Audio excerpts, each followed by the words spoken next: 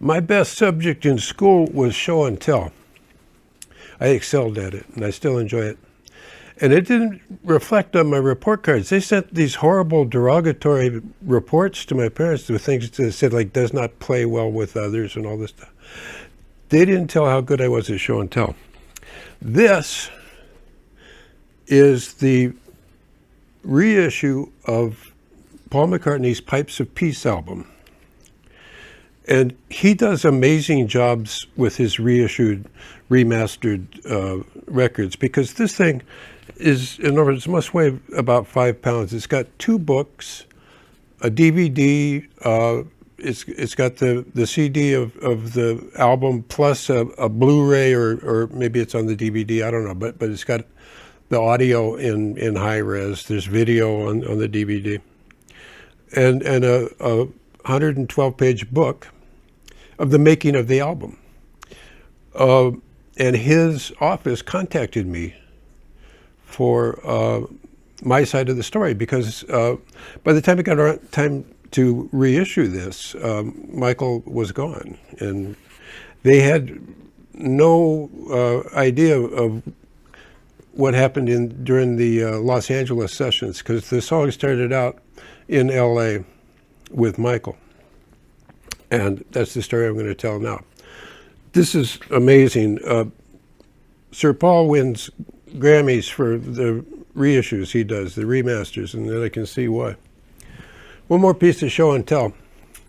I was awarded a medal, the Pipes of Peace Medal, for my participation in this album. And this is a gorgeous thing. This is such a prize. It's engraved on the back, presented to Bill Wolfer, love, Paul and Linda McCartney. It's the coolest thing. There'll be more about that later. The way this whole thing came about, it was not too long after the 81 tour ended that I got a call from Michael asking me if I would help him with a demo on a song. I said, yeah, sure, of course. When do you want me to come over? He said, no, I'd like to come to your place. And that surprised me, because it's like, all right, well, I guess he wanted to get out of the house. Gave him the address, we set a time, and he came over. It was at night. And I remember my wife was watching, they were showing Grease on television. And Michael plopped on the couch and said, oh, I love this movie. And that was it. We weren't going to work until the movie was over. It was just about over by that time. When we got to working, the first thing he did is he pulled out a cassette. He said, listen to this. Didn't tell me anything about it. I put it on. It's a guy playing acoustic guitar, just strumming up and down 8th notes, and 2 voices singing the song, Say, Say, Say. And I said, is that? And Michael said, yeah, it's Paul McCartney. So I was double delighted to be working on a song that he wrote with Paul McCartney. I mean, who wouldn't, you know?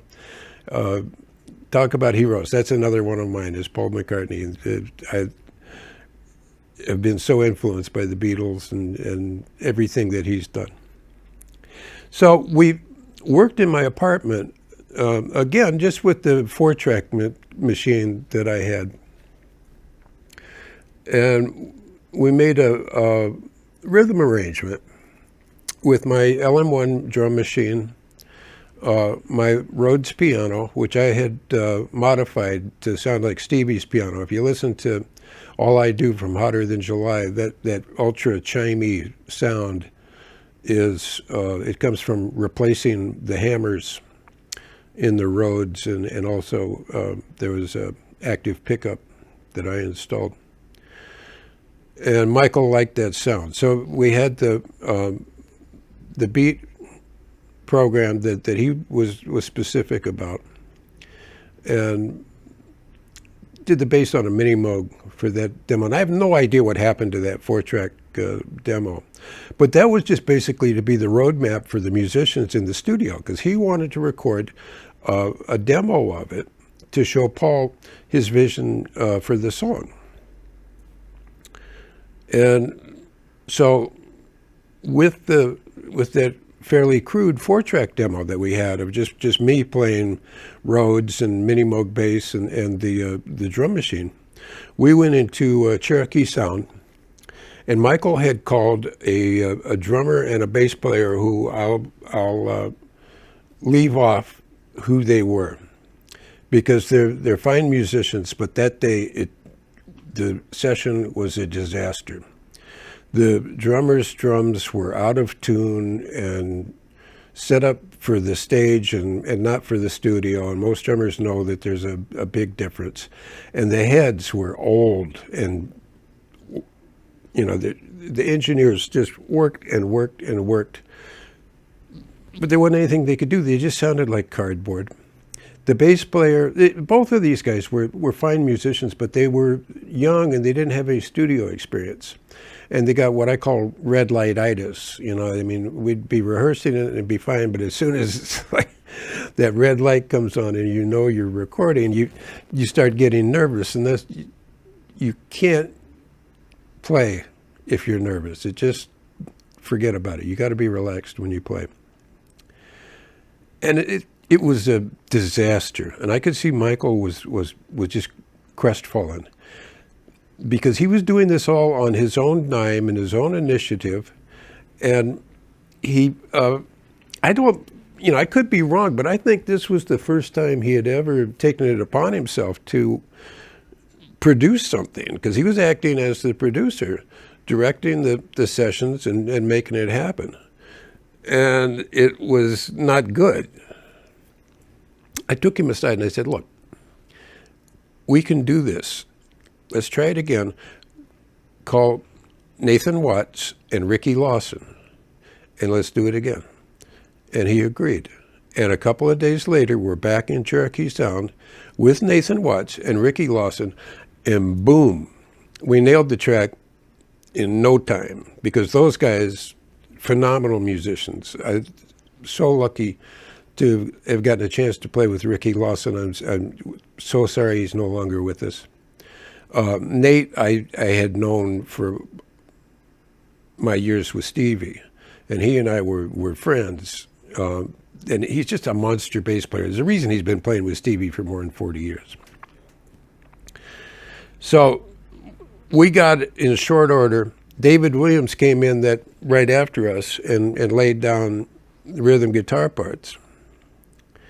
And then later in the week, or maybe next week, I don't know what it was, but Michael called me back, wanted me to do some synthesizer overdubs. And that consisted of, he wanted a string sound that slided on that sharp 9 chord that happens right at 2 minutes. Just look at my face, there's tears and crying. You. And I did that on a CS80. Didn't take much time at all. And then I just took to coming back to the studio. I didn't have a lot going on that week, and Michael didn't mind. And I came and I watched him. He had Jerry Hay with a horn section, Ernie Watts, and all these guys. He had a harmonica player. And I said, wow, Mike, this is a pretty elaborate demo. And he just laughed, and he said, yeah, I know. He said I want this to be the record. I'm going to take this with me to London. And then he told me 2 things in confidence that I'll share.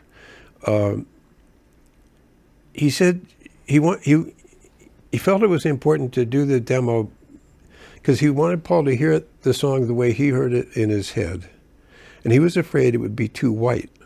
And that may sound shocking coming from a guy who wrote black or white. Doesn't matter if you're black or white. But what he meant when he said that was white being a euphemism for pop, and black would be a euphemism for R&B. In fact, this was shortly after this is when Billboard magazine changed the name of their R&B charts to black. I remember that week. I was sitting, we were working on Thriller, and I'm sitting at a table in the lounge with Greg Fillinganes, and Quincy comes out with the new issue of Billboard. He said, look at that, black. Greg looks at it, black. I looked at it and I go, yeah, where does that leave me? Anyway, I was really amazed that Michael had that kind of nerve, that he would seize the moment and do that. And it was, I'm sure it wasn't a big expense. He probably didn't even think of the money, but he was footing the bill for this very elaborate 24-track demo in a studio that was $100 an hour and paying musicians double scale and everything. I don't think he even thought about that. He just wanted to be sure he had his stamp on the song. But he was just 24 years old, and he's trying to have his way with a Beatle, for crying out loud, with Paul McCartney. Get out of here. I mean, that's cheek. And I admired his boldness for that. I'm pretty bold, but I'm not even sure if I would have done that. But the proof of the pudding is in the eating, and I didn't know what had happened until he had called me for another session that he was doing for Diana Ross, and I hadn't seen him for a while. And I said, "How'd that thing go with Paul?" This was before the record came out, and he said, "Oh, he loved it." He said, "I played him a cassette, and the first thing he said was, 'Is this 24-track?' And I said, 'Yeah.' And then he said, 'Did you bring it with you?' And I said, 'Yeah.' So what Michael planned actually happened, and they used everything that he did. That became the record. They added their vocals to it. Nate Watts was amazed. He just assumed that McCartney would replace his bass line, because McCartney's one of his favorite bass players. He says he's the most melodic bass player ever. Why? But Nate, like I said, Nate is Nate. You listen to the bass on that record, and why on earth would you want to replace it? So for me, I was thrilled that I got to be on a Paul McCartney record, and I never got to meet him. But it doesn't matter, because I had that happen, and it was another thing of Michael and I working closely together, and everything working out really well. And after the record did come out, instead of the usual platinum album thing that normally record companies would send out, Paul took a lot of effort to send everybody involved a personally autographed album. Mine says, "Ta, Bill, say. Paul McCartney. I've got that hanging on the wall. He printed up a proclamation in recognition of your work for the Pipes of Peace campaign, and this medal, which, come on, he had to get an artist to design a special. This thing is heavy duty, is cast in pewter, and then personally engraved. It's just, talk about a keepsake. It goes on eBay next week. I'm going to start I never.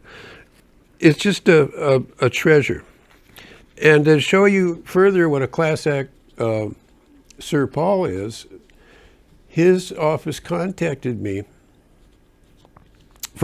because they, as I said at the onset, they didn't have a lot of information about what happened in L.A., how Michael came to put this whole thing together. So I told them my whole side of the story. They were able to get a hold of the horn player, and I think they talked to, or not the horn player, the harmonica player. And they also talked to Jerry Hay.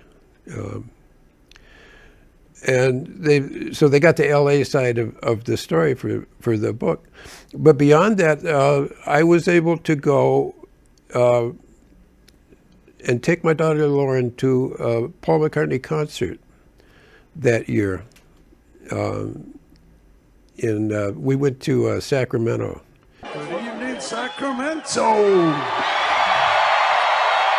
That world-famous voice and those world-famous words. Can't buy me love. The classics of Paul McCartney served as the soundtrack to the start of this new era in downtown Sacramento. And he opened up a brand new arena up there. and gave us the full treatment. I mean, if you go to a Paul McCartney concert, you have the option of getting a package that includes the sound check, but his sound checks are not like other people's sound checks. He does a full set, and he does songs that you're not going to hear during the concert.